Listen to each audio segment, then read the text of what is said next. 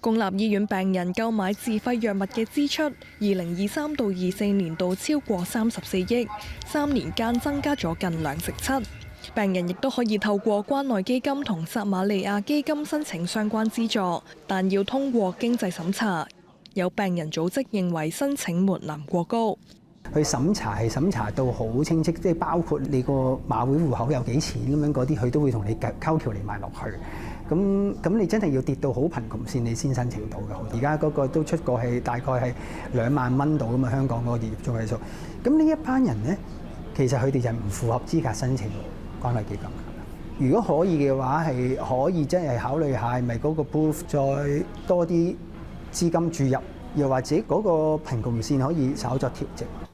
政府2023年施政報告提出一家藥物審批機制，治療嚴重同罕見病嘅藥物由以前需要2個國家嘅藥劑製品證明書，簡化成只係需要1個，再附上本地專家嘅臨床驗證。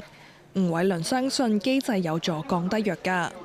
好處喺邊度呢？其實就係你令到啲藥都有一個合理嘅競爭，唔再係可能某一個單一藥廠嘅專利嘅時候呢。咁由市場去調整，咁嗰個藥價咪會下降咯。政府可以有更加多嘅一啲數據，或者可以有更加多嘅一啲專才，可以同一啲藥業嘅持份者去議價以外咧，其實最好嘅方法都係開放嘅市場，令到更加多合水平嘅一啲藥咧，可以喺香港註冊。